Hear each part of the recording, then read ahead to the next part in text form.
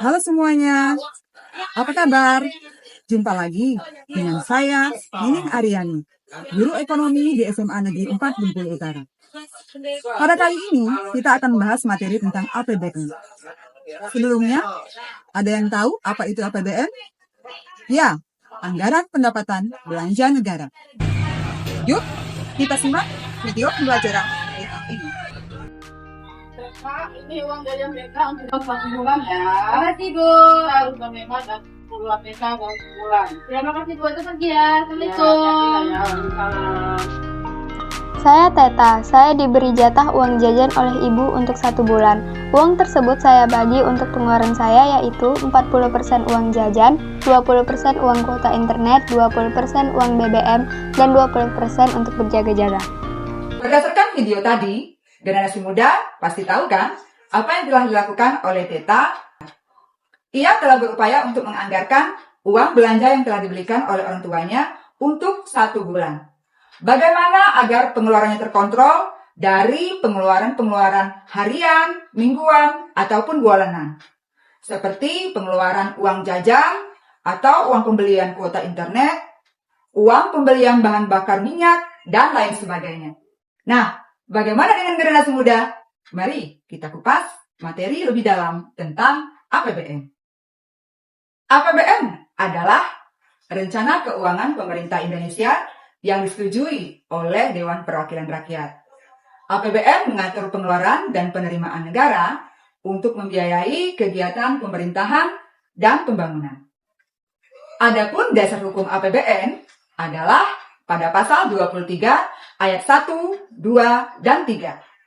Pada ayat 1 menyatakan bahwa anggaran pendapatan belanja negara sebagai wujud pengelolaan keuangan negara ditetapkan setiap tahun dengan undang-undang dan dilaksanakan secara terbuka dan bertanggung jawab untuk sebesar-besarnya kemakmuran rakyat. Selanjutnya, fungsi APBN.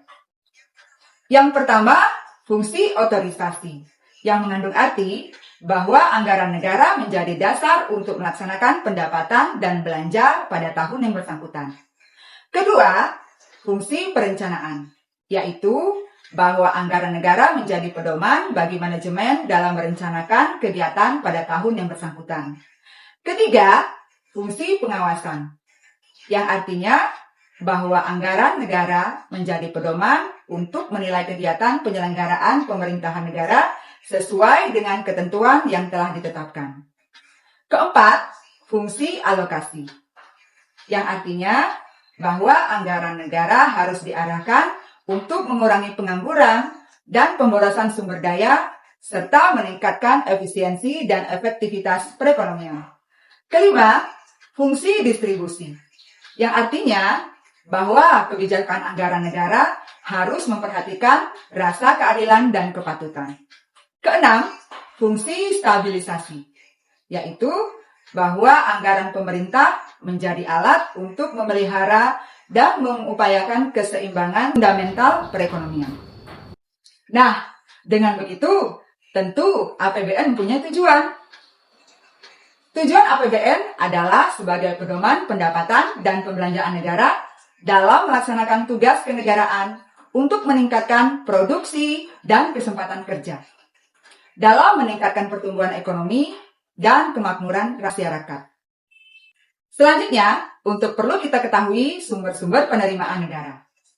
Untuk sumber penerimaan negara, itu terbagi menjadi 3. Yang pertama, penerimaan perpajakan, yang terdiri dari pendapatan pajak dalam negeri dan pendapatan pajak perdagangan internasional.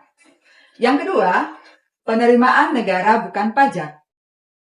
Yang ketiga, penerimaan hibah. Selanjutnya, perlu juga untuk kita ketahui jenis-jenis belanja negara. Yang pertama, belanja pemerintah berdasarkan organisasi.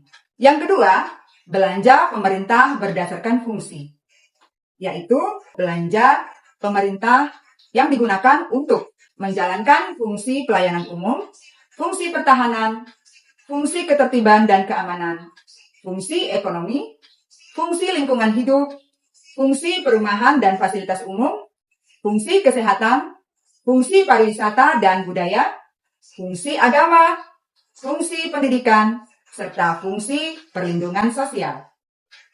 Yang ketiga, belanja pemerintah berdasarkan jenis. Belanja pemerintah berdasarkan jenis adalah belanja pemerintah pusat yang digunakan untuk membiayai belanja pegawai, belanja barang, belanja modal, pembayaran bunga utang, subsidi, belanja hibah, bantuan sosial, dan belanja lain-lainnya. Perlu juga untuk kita ketahui, RAPBN tahun 2023 lalu, pendapatan negara itu sebesar 2.443,6 triliun, yang bersumber dari penerimaan perpajakan sebesar 2.116,9 triliun. Penerimaan hibah sebesar 0,4 triliun, penerimaan negara bukan pajak sebesar 426,3 triliun. Kemudian belanja negara itu sebesar 3.041,7 triliun. Bersumber dari belanja pemerintah pusat sebesar 2.230 triliun dan transfer ke dana desa sebesar 811,7 triliun. Untuk pembiayaan anggaran itu sebesar 598,2 triliun. Nah, generasi muda tentu sudah paham bukan dengan materi APBN? Mari generasi muda, kita kawal uang rakyat, kita kawal uang negara. Generasi muda peduli uang kita.